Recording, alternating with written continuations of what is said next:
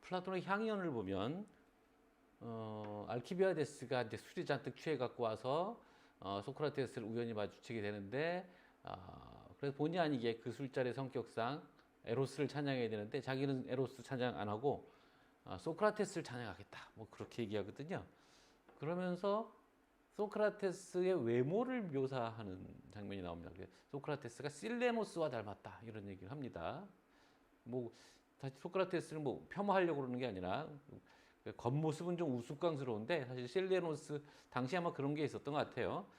실레노스 모습의 어떤 인형 이런 걸 만들어 놓고 그 실레노스를 이렇게 열어보면 이게 속이 비어 있는 그런 인형이겠죠. 열어보면 그 안에 또 신상이 들어가 있는 신의 모습을 담은 상이 들어가 있는 뭐 이런 식의 이제 장난감이라고 할지 뭐 그런 게 있었던 것 같아요. 그래서 마치 소크라테스는 겉모습은 좀 그러니까 뭐 대머리가 벗겨지고 뚱뚱하고 배도 나오고 뭐 이랬지만 그 안에는 어떤 놀라운 모습이 담겨 있다 뭐 이런 식의 찬양을 하거든요. 실레노스라는 표현을 쓰는데 사실은 이제 그리스 로마 신화를 읽다 보면 실레노스라는 이름도 나오고 사티로스라는 이름도 나오고요. 그리고 판신도 나옵니다. 근데 이 세 부류가 좀 비슷해요. 그러니까 판신도 뭐 염소 머리를 하고 있다거나 아니면 뭐 발을 염소 발굽을 하고 있다거나 염소나 양 뭐 이렇게 되어 있고요.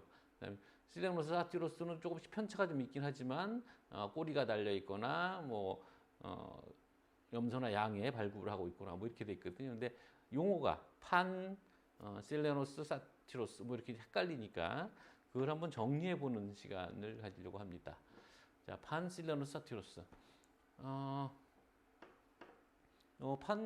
사티로스와 관련된 뭐 재미있는 일화들이 좀 있는데 그리스 로마 신화에 보면 아폴로가 마르시아스 얘기도 유명하죠. 그 마르시아스는 사티로스입니다. 그러니까 마르시아스는 사티로스인 한 사티로스의 이름이죠. 자기 이름인데 사티로스의 마르시아스는 근데 이제 아울로스 연주를 잘해요. 아울로스라는 거는 고대 그리스에서 쓰던 피리 종류인데 그러니까 피리니까 앞으로 부는 거죠. 근데 이거를 만든 거는 아테네 여신이 만들었다고 합니다. 신화상으로.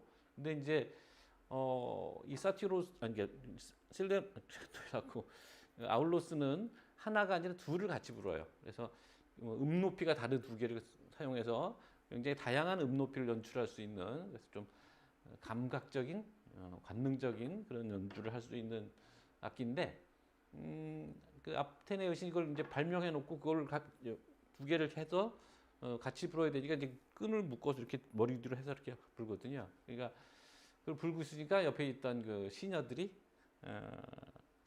웃어요. 왜 웃냐고 그랬더니 그 모습이 되게 우스꽝스럽다 이거죠. 아무래도 이렇게 두 개를 입에 넣고 막 이렇게 하니까 그래서 화가 나서 아테네 여신이 땅에다 버렸는데 지나가던 사티로스인 마르시아스가 그걸 주워다가 연습을 많이 해서 아주 잘 부르게 된 거죠. 그래서 이제 기고만장해져 갖고 음악의 신인 아폴론에게 도전을 했습니다. 아폴론은 리라를 연주하죠. 그래서 이제 아폴론이 괘씸하니까 그러면 내기를 하자. 그래서 뭐 이긴 사람 소원 들어주기 뭐 비슷한 걸 한 것 같아요. 그래서 아폴론이 이겨서 마르시아스의 껍데기를 벗겨서 그래서 그걸로 뭐 가방을 만들었나 뭐 그런 얘기가 있어요. 예. 그래서 이제 그런 일화들도 있고 그래서 뭐 또 어떤 설에서는 뭐 그냥 하면 심심하니까 뭐 우리 악기를 서로 뒤집어서 하자 뭐 거꾸로 해서 하자 그랬는데 피리는 거꾸로 하면 뭐 뒤에 부는 곳이 앞에 있으니까 소리 나는 데가 그럼 할 수가 없는데 리라는 뭐 뒤집어서 해도 되거든요. 뭐 기타 이렇게 왼손잡이 오른손잡이 쓸 수 있는 것처럼 뭐 그런 얘기도 있습니다만 또 이제 뭐 이때 연주할 때 심판을 받던 사람의 마이다스의 손이라고 하잖아요. 왜 영어식으로 발음해서 손으로 맞이 모든 황금이 되는 그 미다스 심판을 받는데 마르시아스가 잘했다고 판정을 내리는 바람에 아폴론이 이놈의 귀가 이상하구나 그래서 귀를 이렇게 잡았다했더니 귀가 이렇게 늘어났다. 뭐 그런 얘기가 있어요.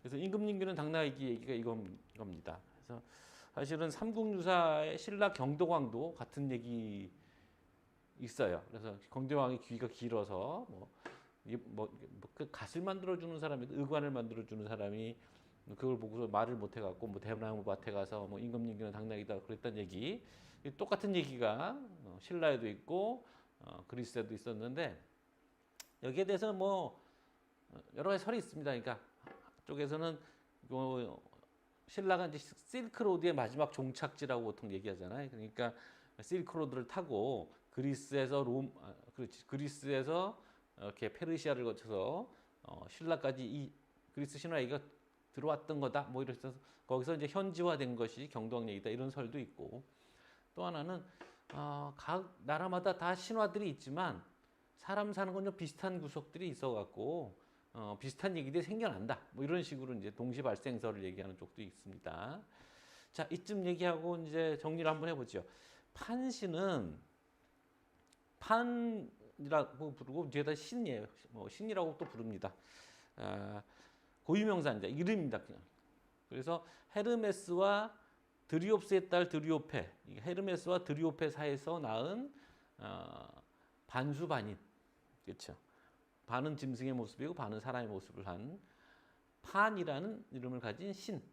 그러니까 뭐 둘 다 헤르메스도 신이고 드리오페는 림페인데 뭐 신적인 존재니까 판신이라고 이제 부르는 것이고요. 그래서 판신도 우리 펜플룻 있죠. 그래서 펜플룻을 부르고 뭐 그래서 이제 악기 연주와 연결되어 있는 신이고 굉장히 음탕하고 탐욕적이고 뭐 그런 신으로 알려져 있고 목신의 오후라는 뭐 말라름의 시집이 있는데 그 목신이 바로 이제 판신을 뭐랄까 그 판신의 성격을 가지고 번역한 이름이 목신입니다. 그러니까 목동의 신이라는 뜻이에요. 그다음에 실레노스. 실레노스 역시도 이제 그 고유명사인 성격이 있고 또는 이제 사티로스 중에서 나이든 사티로스 또는 어떤 나이든 사티로스의 이름 실레노스이고 그래서 이건 또 어떻게 되냐면 디오니소스가 태어날 때 세멜레의 뱃속에서 제우스가 꺼내서 허벅지에다 집어넣어서 태어나게 하거든요. 그러니까 제우스의 모습을 보여달라고 해서 임신한 상태에 불타버리니까 그래서 그 제우스가 그렇게 해서 아이를 디오니소스를 낳게 한 다음에 이 아이를 길러줄 부양자로 이 실레노스라는 늙은 사티로스에게 맡겼다. 뭐 이런 얘기도 있어요. 그래서 이제 디오니소스가 이렇게 자기 양아버지처럼 이렇게 잘해주는 뭐 그런 존재의 이름이 실레노스고, 이제 소크라테스가 닮았다고 하는 게 바로 이런 실레노스입니다. 나이든 사티로스. 그래서 이 사티로스도 뭐 해석이 여러 개가 있습니다만 대체로 보면 술주정뱅이에다가 뭐 이게 미다스하고 아폴로 디오니소스하고 연결되어 있는 지점이 있는데 바로 이제 이 사티로스가 실레노스가 술이 취해서 쓰러져 있는 것을 미다스의 나라에 있던 백성들이 묶어서 괴물이니까 묶어서 미다스에게 데려왔는데 미다스가 디오니소스가 잘해주는 디오니소스를 키웠던 부양자라는 걸 알고 대접을 잘해서 디오니소스가 소원을 들어준다고 했더니 이제 모든 것을 만지는 대로 다 황금이 되게 해달라고 했던 그 바로 일화가 연결되는 지점이 이제 이 실레노스를 통해 연결되는 겁니다.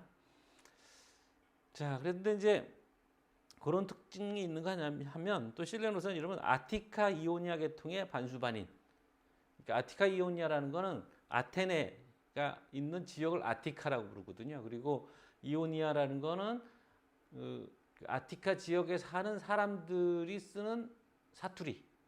그러니까 이제 부족 쪽으로 보면 요 이오니아 계통 사람들인 겁니다. 그러니까 같은 그리스 말을 쓰는 사람들이지만 지방에 따라서 언어가 다르잖아요. 전라도 사투리 있고 경상도 사투리 있고 강원도 사투리 있는 것처럼 그런 식의 이제 언어로 인종을 부족을 분류하면 그렇게 분류되는 계통 아티카 이오니아 계통에서 이런 식의 양이나 염소의 모습을 하고 있는 반수반인 이걸 실레노스라 부르기도 한다. 그러니까 몇 가지 의미가 있는 거죠. 늙은 사티로스거나 아니면 디오니소스를 어릴 때 키워준 사티로스 이름이거나 아니면 아티카 이오니아 계통에서 이런 양의 모습을 한 반수반인을 부르는 이름 실레노스 이렇게 경향이 있고 사티로스는 주로 이제 펠로폰네소스.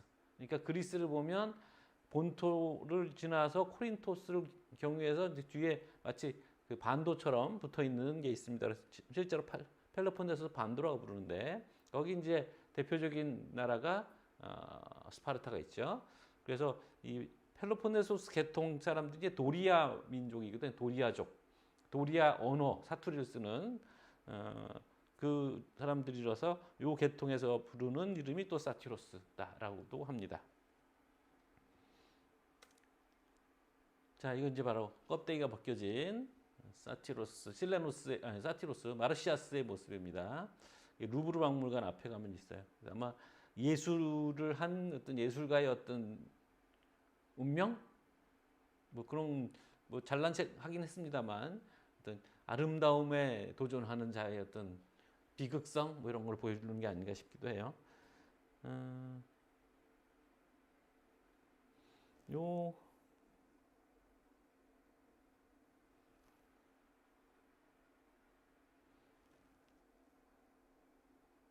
이거는 헬레니즘 시대에 만들어진 작품을 로마 시대에, 그러니까 헬레니즘 시대는 AD 1, 2세기 정도, AD 1, 2세기 정도에 만들어진 것을 로마 시대에 카피한 걸로 알려져 있습니다. 여기 이제 미다스, 당나귀를 하고 있는 미다스를 화병 그림으로 그린 거고요. 기원전 440년경 작품이고, 요거는 이제 나르시아스하고 이제 아폴론이 시합을 해서 지고 지금 껍데기를 벗기기 위해서 준비하고 있는 장면이 있죠. 여기 보시면 이제 양의 다리를 하고 있죠. 이 작품은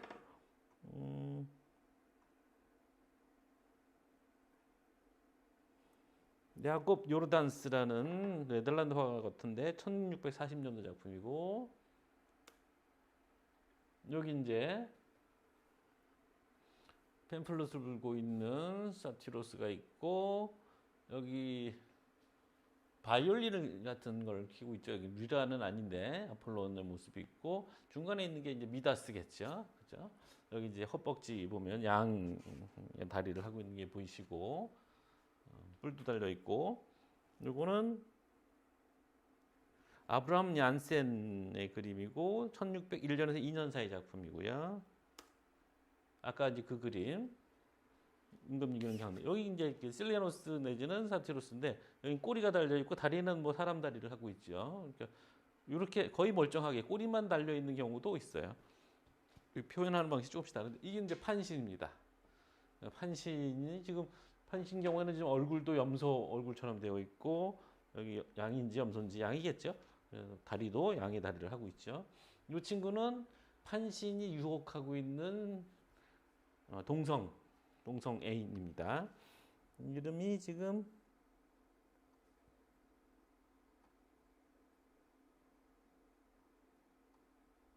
다프니스라고 하는 동성 애인인데 소년 애인이죠. 그래서 이거는 기원전 100년 정도 작품. 예. 그래서 플룻을 가리키고 있는 거죠. 팬플룻. 그러면서 이제 유혹하는, 악기 가르쳐 준다고 그러면서 유혹하고 있는 장면이고, 이건 이제 파포스 실레노스라고 부르거든요. 나이든 실레노스, 할아버지 실레노스 뭐 이런 뜻이에요. 그래서 수염도 달리고 여기도 꼬리만 달려 있죠. 다른 건 다 사람과 똑같고,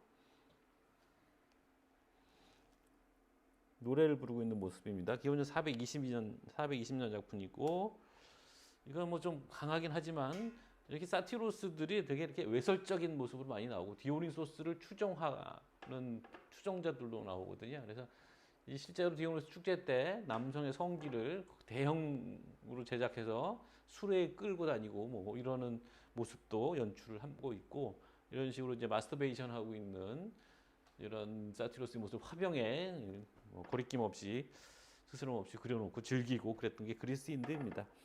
기원전 560년에서 550년 사이 작품.